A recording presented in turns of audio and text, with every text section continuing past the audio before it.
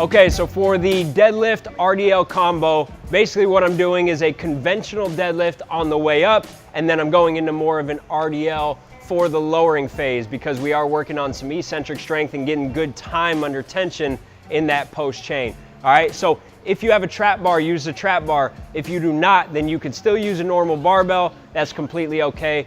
Please make sure that you know how to deadlift. If you don't, you need to talk to somebody that can coach you directly, a qualified trainer, a physical therapist, or somebody who really knows the technique behind a deadlift, because there's no way that I can teach you through one video how to do a perfect deadlift. Basically what we're after here, I'm just gonna demonstrate with a trap bar. If you do have accommodating resistance, great. So that's chains or using bands where we can get a little bit more tension towards the top. Let's use it. Anytime we can use accommodating resistance, do it.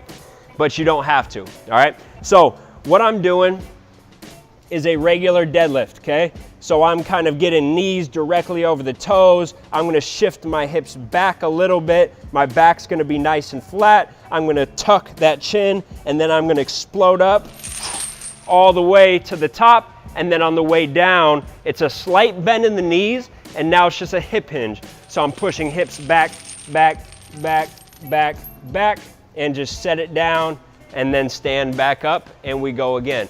On the way down, I want you to exaggerate it, so I want it 3 seconds, all right? So finish here, from there it's slight bend in the knees, and then just push the hips back, back, back, back, back. If anything, the knees are straightening more and more as I go down. As I go down, my knees are not bending. If your knees are bending, then it's putting more on your back and less on your hamstrings and glutes. Now, if you don't have the flexibility to get back down to the ground in an RDL and set it down, then we need to lift from blocks, or you need to lift from pins in a power rack, because a lot of people in an RDL, they can only get to right there. Anything below that, they would have to drop, right? So we don't want that. I want you to be able to just safely set it down on the ground. So if you can't get all the way down to set it down in the RDL, then let's put it up on blocks. You could put it on weights or put it on pins in the power rack. Now, I'm not a huge believer in maxing out, so I don't really give percentages of your max, especially for an exercise like this where it's complex. I want you to think about what would your 8 rep max be on a regular deadlift, and then I want you to go with about 80 to 85% of that, all right? So not of your 1 rep max, but think about, you know, whatever weight I could do and pump out 8 reps, but not 9, not 10. All right, now take that and then go 80 to 85%. What matters the most out of everything is intent. So when I say explode, you have to really explode up as fast as we can, all right? So it's not necessarily about how much weight we lift, it's about the intent behind our reps, all right?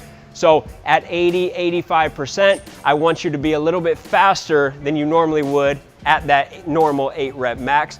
And then of course on the way down, I want you to really slow it down.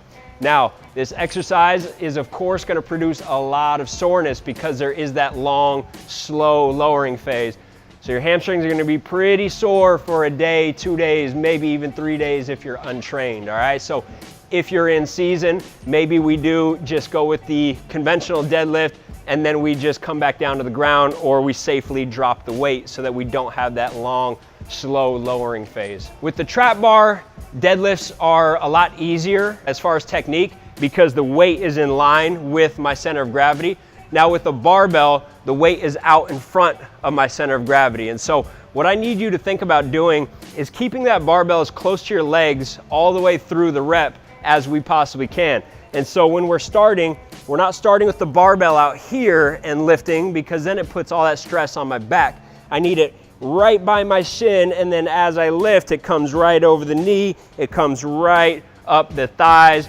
You know, a lot of good deadlifters, they bang up their shins a little bit, they have bloody shins. I don't need you to make your shins bleed, but think of that as a cue of, yes, I should be getting very close to my shins and to my thighs all the way up so that that weight doesn't get too far in front of the center of gravity. Again, I cannot teach something as complex as a deadlift simply through one video. So if you're shaky on the form, you can always go back to an exercise that you're comfortable with, or if you can, seek help from a trainer or from a therapist or from a friend who knows what they're doing with the deadlift.